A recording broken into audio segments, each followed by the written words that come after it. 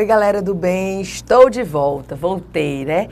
Voltei para a gente fazer aquela comparação. A gente está estudando o Poder Legislativo Federal, a gente agora vai fazer aquela comparação com o Poder Legislativo Estadual, Poder Legislativo do Distrito Federal e o Poder Legislativo dos municípios. Olha só, fazer aqui um quadro legal para você. Menina, eu nunca vi uma linha tão reta, fazia tempo que eu não fazia, viu? Pense na mulher como ela melhorou, foi muito.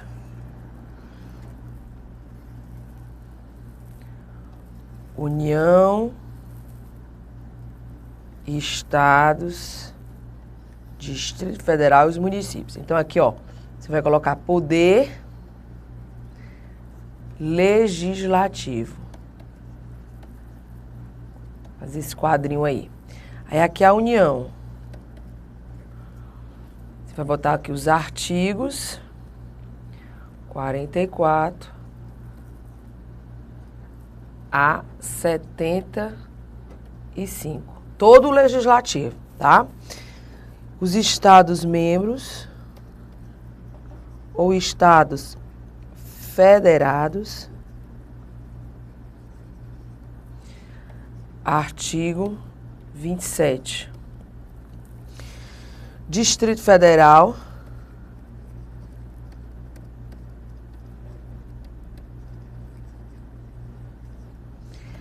Artigo 32, parágrafo 3º. E aqui os municípios.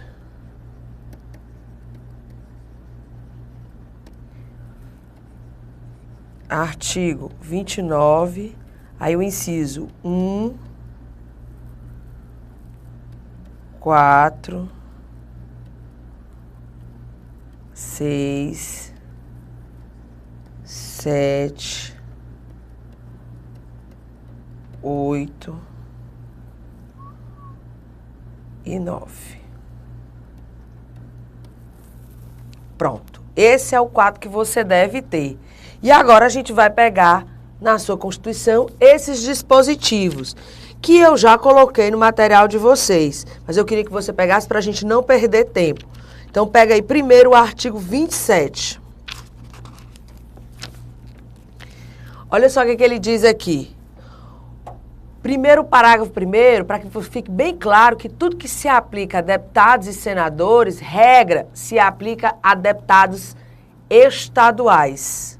Lembrando que o Legislativo Estadual é representado pela Assembleia Legislativa Unicameral. É o que está previsto no artigo 25, quando diz que no artigo 27, quando diz, olha o parágrafo primeiro, será de 4 anos o mandato dos deputados estaduais, aplicando-se-lhes as regras desta Constituição sobre sistema eleitoral, inviolabilidade, imunidades, remuneração, perda de mandato, licença, impedimentos e incorporação às Forças Armadas. Então, praticamente, tudo que se aplica a deputados federais se aplica a deputados estaduais. Agora, o que é diferente? O número de deputados estaduais, a espécie legislativa que fixa o subsídio e eles têm um teto. Pronto. Olha o caput do artigo 27.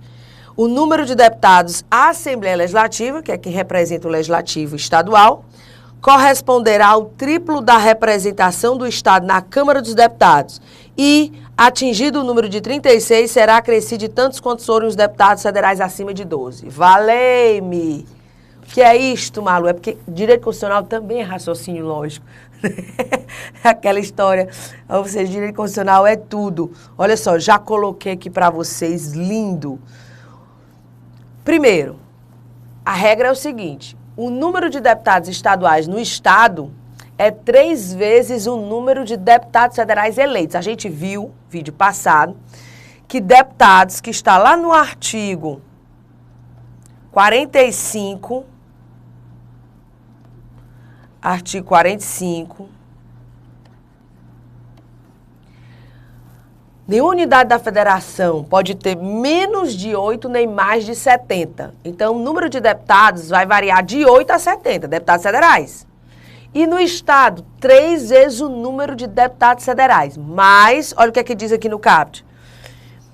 E, atingido o número de 36, será acrescido de tantos quantos forem os deputados federais acima de 12. E quando é que atinge o número de 36? Quando for até 12 federais. Aí o número que eu acrescentar aos 12 federais é o mesmo número que eu vou acrescentar acima de 36. Aí, gente, fica meio que lógico. Você usa a regra 3 vezes o número de deputados federais quando for de 8 a 12 deputados federais. Certo? Acima de 12, você vai usar essa segunda regra. Deputados estaduais é igual a 36 mais o número de deputados federais, que tem que ser de 13 a 70, dependendo do estado, menos 12. Pronto. Essas duas regras vocês vão aplicar para descobrir quantos deputados estaduais aquele estado vai eleger. Fora isso, eu tenho o quê? O parágrafo 2º. Olha aqui o parágrafo 2º. O subsídio dos deputados estaduais será fixado por lei. Lembra que o subsídio está lá no 49, inciso 7. Espirrar no ar faz parte, né?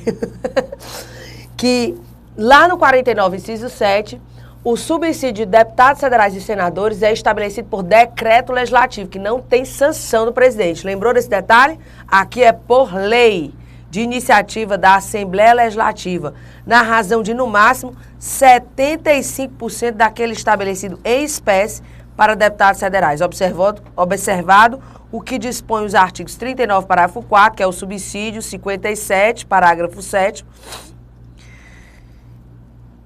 150, inciso 2, 150... Eu acho que tem alguma coisa aqui errada. Peraí, deixa eu só ver aqui, gente.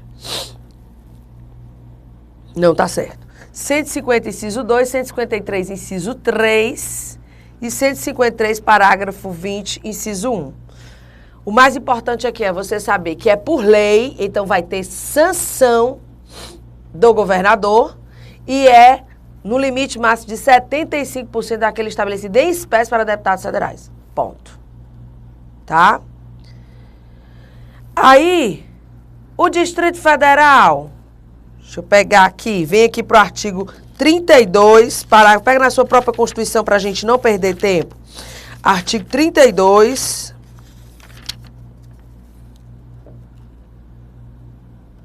Procurar por aqui que fica mais fácil. Aqui. Vou aqui. Você pode pegar pela sua Constituição, mas eu vou por aqui também. O Distrito Federal, vedada a sua divisão em municípios, regenciar por lei orgânica, isso você já sabia, votada em 2 turnos, com interstício mínimo de 10 dias, e aprovada por 2/3 da Câmara Legislativa, ou como é que chama o Legislativo do Distrito Federal, que a promulgará atendidos os princípios estabelecidos nesta Constituição. Parágrafo 3º, que é o que eu quero. Aos deputados distritais e à Câmara Legislativa, aplica-se o disposto no artigo 27. Tudo que se aplica a deputados estaduais, se aplica a deputados distritais. Tudo tranquilo, então, quanto ao DF. Agora, municípios. Aí vem o babado. Por quê, Malu? Olha só, municípios. A gente sabe que o município também é regenciar por lei orgânica, tá? E que o legislativo é chamado de Câmara Municipal. Só não diga Câmara dos Vereadores, que a Câmara nunca foi dos vereadores. Isso é que nem a pessoa dizer assim, José Maria, vulgo Pezão, né? O vulgo Pezão, vulgo Câmara dos Vereadores. Não, Câmara Municipal. Aí olha só o que aqui diz o inciso 1. Sabendo que tem que observar os princípios nesta Constituição, na Constituição do respectivo Estado e os seguintes preceitos que a lei orgânica tem que respeitar. Eleição do prefeito, do vice-prefeito, dos vereadores para mandato de 4 anos, mediante pleito direto, simultâneo e realizado em todo o país. Então, uma informação que você já sabe, que cabe tanto para deputados federais, tanto deputados federais, como deputados estaduais, como deputados distritais e vereadores, que o mandato é de 4 anos. Só o de senador, que são 8 anos, tá? Aí, inciso 4. Para a composição das câmaras municipais, será observado o limite máximo de morra. Aqui tem simplesmente da linha A à linha X. Malu, sério, isso é cobrado numa prova? Gente, eu nunca vi o CESP cobrar isso aqui, certo? Sinceramente. Isso é mais para um FCC, uma prova de TRE. Aí sim, lembrando que não foi colocado aqui, que esse artigo 29, inciso 4, foi modificado pela emenda constitucional número 58. Vou até colocar aqui, ó. A linha, era só até a linha C. Isso aqui era tão mais fácil, né? Da linha A à linha C. Aí veio a emenda constitucional número 58, não tinha o que fazer, não, mas precisava, né? De 23 de setembro, senão ficava muito aberto, de 2009, e acrescentou da linha D à linha X. Eu digo sempre aos meus alunos que tem uma saída. Qual é a saída? O número de vereadores é sempre ímpar, certo? E é de acordo com o número de habitantes, não são eleitores. Então, 9 vereadores nos municípios de até 15 mil habitantes. E ele vai aumentando de 2 em 2, ó. Ó, tudo vai aumentando de 2 em 2. Então, se cair na prova a letra da Constituição e botar um par, 8 vereadores no município de até 15 mil, já vai estar errado, porque é par. Certo? É aquele... Não brinca não, que uma aluna minha disse que só acertou uma questão dessa colocada pela FCC, não foi o CESP, por causa do meu bizu. Ele é besta, mas numa hora, né, pode servir. Olha, olha. Outro dispositivo importante seria o inciso 6, aplicável aí aos vereadores também. Minha nossa, é muita linha. Misericórdia. O subsídio dos vereadores será fixado pelas respectivas câmaras municipais. Então, é decreto legislativo da Câmara Municipal, não é por lei. Olha o detalhe. Aqui tem outro detalhe. Em cada legislatura para subsequente. Gente, engraçado isso aqui, né? Porque, ó, a nível federal, quando eles aprovam o aumento do subsídio, eles gozam na mesma legislatura. Distrito Federal e estados também. Agora, município não. Os vereadores só vão gozar desse aumento do subsídio na legislatura subsequente. Tem essa peculiaridade. Observado o que dispõe essa Constituição, observados os critérios estabelecidos na respectiva lei orgânica e nos seguintes limites máximos. Aí vem, em município de até 10 mil habitantes, sempre o número de habitantes, né? O subsídio máximo dos vereadores corresponderá a 20% do subsídio de deputados estaduais. É o efeito cascata. Se você notar, ele vai aumentando de 10 em 10%. Ó. Em municípios de até 10.001 a 50 mil habitantes, o subsídio máximo dos vereadores corresponderá a 30%. Aí ele vai 40, 50, 60... E no último, ele vai colocar 75, na linha F. Por quê? Porque você tem que se lembrar, deputados federais ganham X, deputados estaduais só até 75% do que ganha deputados federais. E vereadores só até o limite de 75% do que ganha deputados estaduais em municípios de mais de 500 mil habitantes. Pense num negócio grande, né? Aí, inciso 7. O total da despesa com a remuneração de vereadores não poderá ultrapassar o montante de 5% da receita do município. Isso aqui é muito para a área fiscal. Inciso 8. Inviolabilidade dos vereadores. Isso é importante, isso cai. Por suas opiniões, palavras e votos no exercício do mandato e na circunscrição do município. Já tem uma diferença aqui em relação a deputados federais, deputados distritais e deputados estaduais. Aqui ele só tem essa inviolabilidade, que é a inviolabilidade material. Material, diga-se de passagem, aquela prevista no artigo 53 caput, que a gente estudou. são invioláveis, civil e penalmente por suas palavras, votos e opiniões, só que no caso dos vereadores é na circunscrição do município, tem esse detalhe. Quando ele vier aqui, depois eu vou comentar aqui essa jurisprudência, inciso 9, ó, proibições e incompatibilidades, ele já passa para as proibições. Ele não falou da imunidade formal, então eu chego a uma conclusão. Vereador não tem imunidade formal e também não tem prerrogativa de foro. Já coloca essa informação, essa observação aí nas suas anotações. Não tem prerrogativa de foro e não tem imunidade formal. Já passa aqui, ó, proibições, as vedações e incompatibilidades no exercício da vereança, similares no que couber ao disposto nesta Constituição para os membros do Congresso Nacional e na Constituição do respectivo Estado para os membros da Assembleia Legislativa.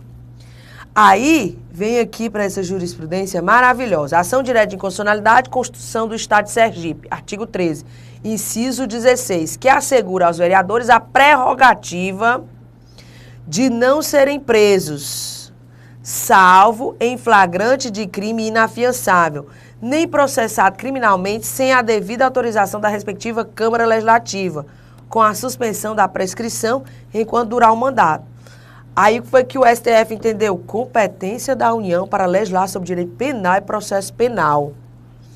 O Estado-membro não tem competência para estabelecer regras de imunidade formal e material aplicáveis a vereadores. A Constituição Federal reserva à União legislar sobre direito penal e processo penal. Morra. Então, nem a Constituição de um Estado pode dar prerrogativa de foro e nem imunidades aos vereadores, porque quem pode fazer isso é a União, e a Constituição Federal não garantiu, tá? Então, temos aí essa jurisprudência boa para a gente entender melhor. Já vimos o Distrito Federal e já vimos tudo. Só falta fazer o quê, Malu? Exercício, minha galerinha do bem. Olha só, aqui, ó, vamos para os exercícios, que tá bom já, de teoria, né? Vamos para o que é bom. Olha só aqui, ó. Conforme o entendimento do STF, caso um deputado federal participe de um programa televisivo e ali teça severas críticas contra determinada política de governo, ainda que haja vinculação desse procedimento ao desempenho do mandato, não poderá ocorrer a responsabilização civil ou penal do parlamentar, ainda que suas palavras e opiniões tenham sido proferidas fora do âmbito do Congresso Nacional. Certíssimo, que é aquela história. O STF entende que a imunidade material de um deputado e de um senador se estende para fora do Congresso Nacional se tiver vinculação desse procedimento ao desempenho do mandato. Esse é o posicionamento do STF, exatamente como ele diz, conforme o entendimento do STF. Então não tem para onde correr. Caso determinado deputado federal acusado de corrupção renuncie ao seu mandato no transcurso de procedimento de cassação, a renúncia só produzirá efeitos após a decisão final decorrente do referido procedimento. Certíssimo. Porque para ele renunciar, e eu sempre digo que a Rede Globo sempre avisa, né? Deputado, senador tal, tem até hoje para renunciar, porque amanhã começa o processo de cassação.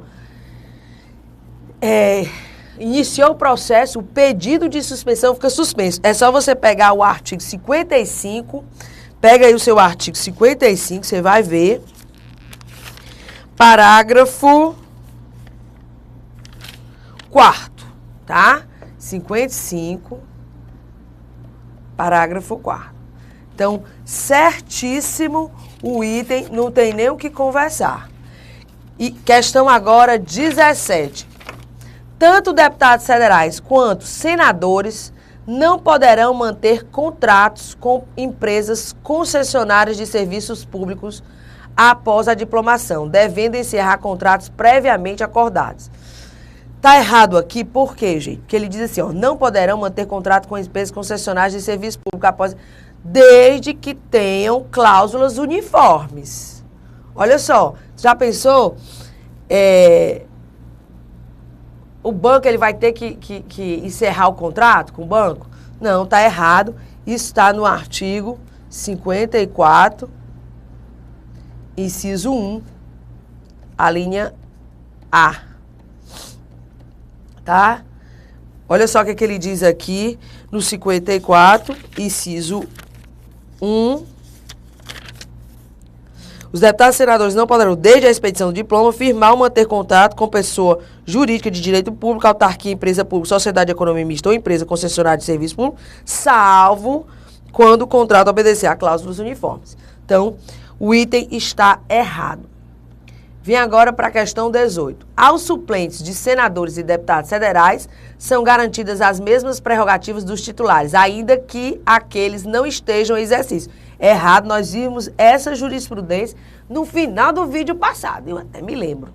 Olha só, tá? Errado, e a gente viu a jurisprudência, eles não terão as mesmas prerrogativas dos titulares, quando eles são apenas suplentes. Errado.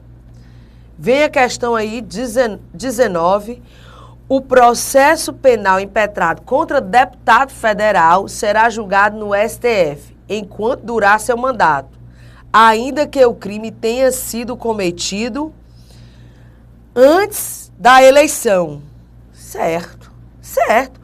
Olha, isso aqui dá uma emoção danada. O processo penal impetrado contra o deputado federal será julgado no STF enquanto durar o seu mandato, ainda que o crime tenha sido cometido antes da eleição. Por quê?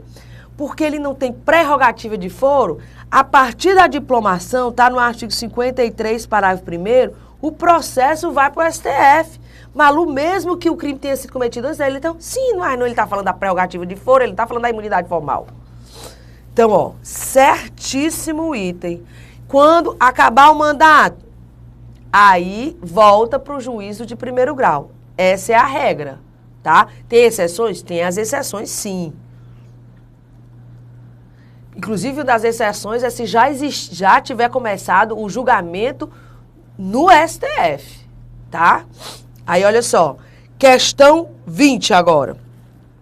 De acordo com o entendimento do STF, o deputado ou senador que assumiu o cargo de ministro de Estado estará sujeito à perda do mandato por quebra de decoro parlamentar, caso pratique na condição de ministro ato considerado indecoroso. Certo, nós vimos a jurisprudência, eu li para vocês a jurisprudência.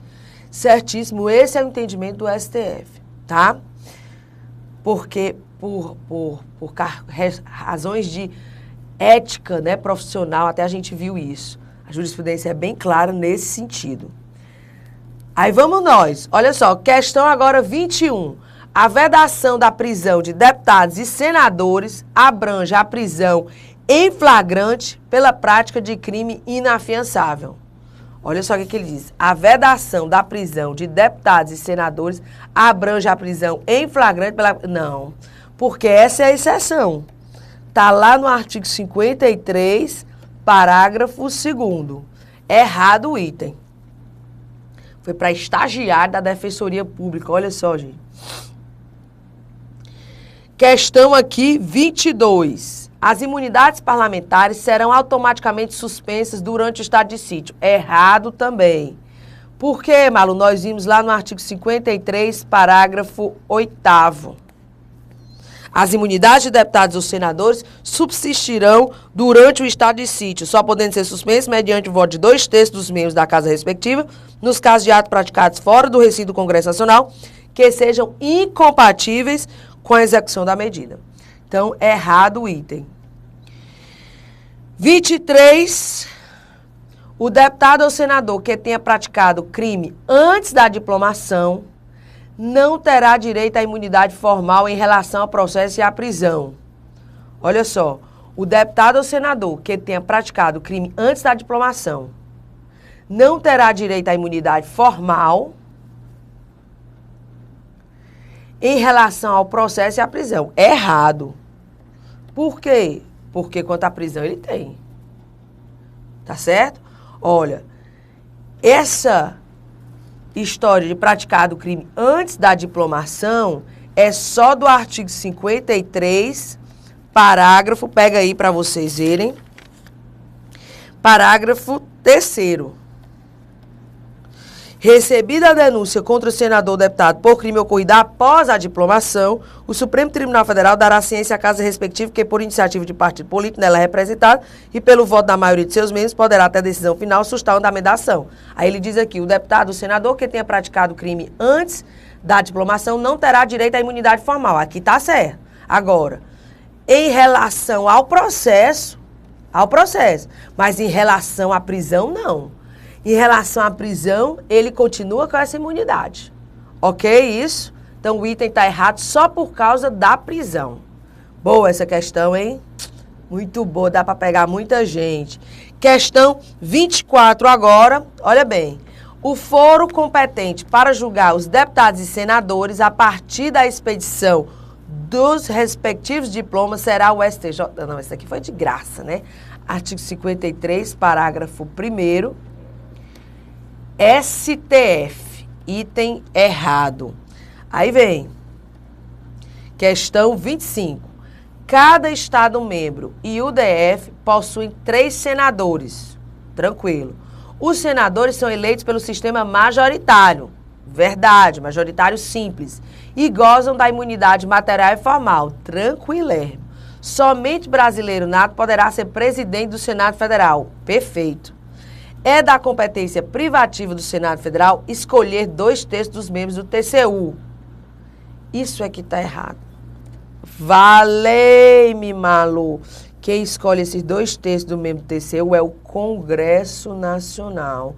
Morra. Malu, eu vi alguma coisa do Senado. Gente, isso aqui é uma emoção muito grande. Olha que foi uma prova para agente administrativo do TCE. Olha a situação. Tipo, pega aí o artigo 52. Que maldade, meu Deus. Às vezes eu fico pensando assim, essas provas, essas organizadoras cavam uma maneira da pessoa errar. Olha só o seu artigo 52, pega aí, que ele diz no inciso 3, né? Inciso 3. Compete privativamente ao Senado... Desculpa, não é o inciso 3. Aprovar previamente por voto secreto, após a arguição pública, a escolha de ministro do TCU indicados pelo presidente. Mas esses são os indicados pelo presidente, que só são 3. Sério, Malu? Sério, você tem que ir para o artigo 73 para entender isso melhor. Vai lá. Mas antes de ir lá, olha aqui o artigo...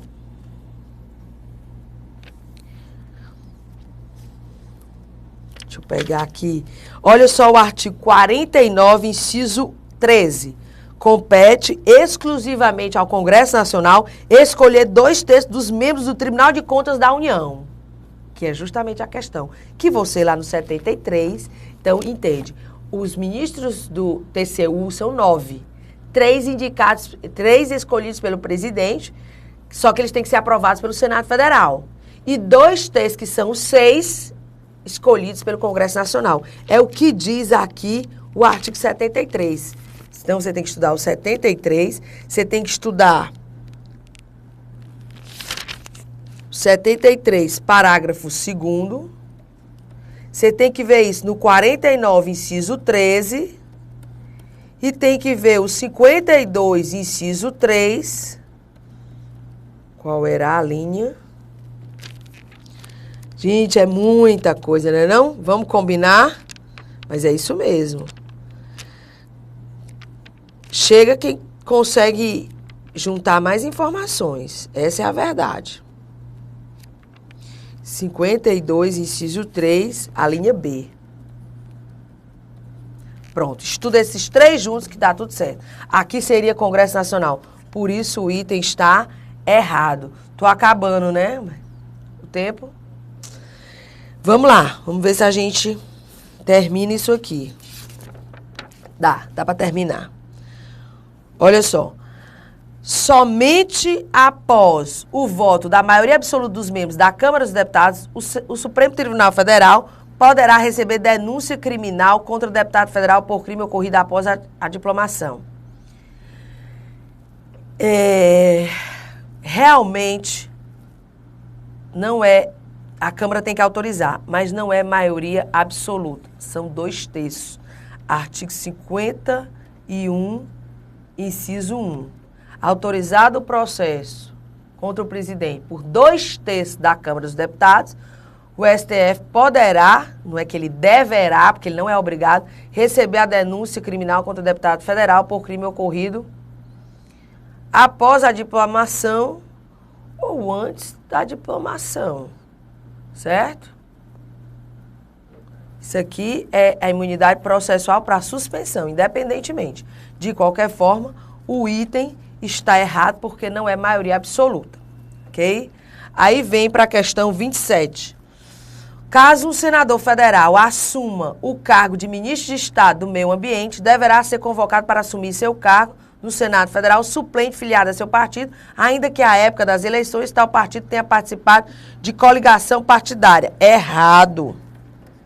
Claro, né, gente? Caso assuma o cargo de ministro de Estado do Meio Ambiente, deverá ser convocado para assumir seu cargo no Senado Federal suplente filiado a seu partido, ainda que à época das eleições tal partido tenha participado de coligações partidárias.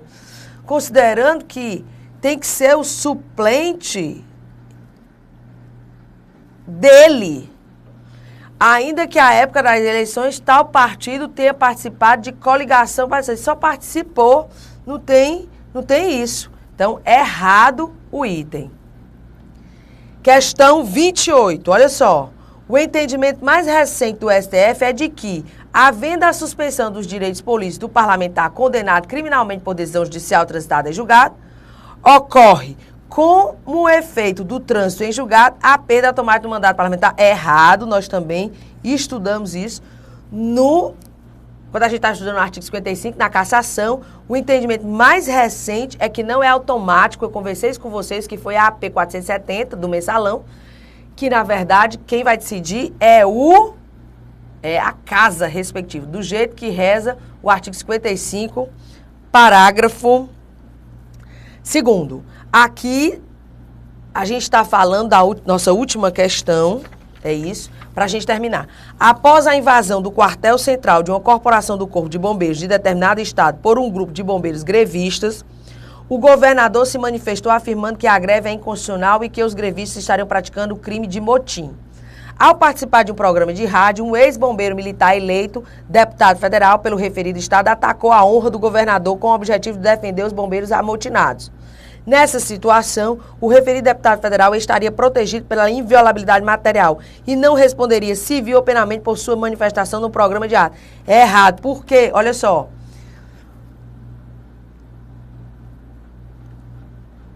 ao participar de um programa de rádio, um ex-bombeiro militar eleito deputado federal pelo referido atacou a honra do governador com o objetivo de defender os bombeiros amotinados. Por quê? Porque ele não estava no exercício do mandato. Nenhum momento ele fala aqui. Após a invasão do quartel central, uma corporação do Corpo de Bombeiros de determinado estado, por um grupo de bombeiros greve, o governador se manifestou afirmando que a greve é inconstitucional e que os grevistas estariam praticando o crime de motim. Ao participar de um programa de rádio, ele não disse que ele estava no exercício das suas funções, então subtende que não estava e por isso ele não teria a imunidade, tá?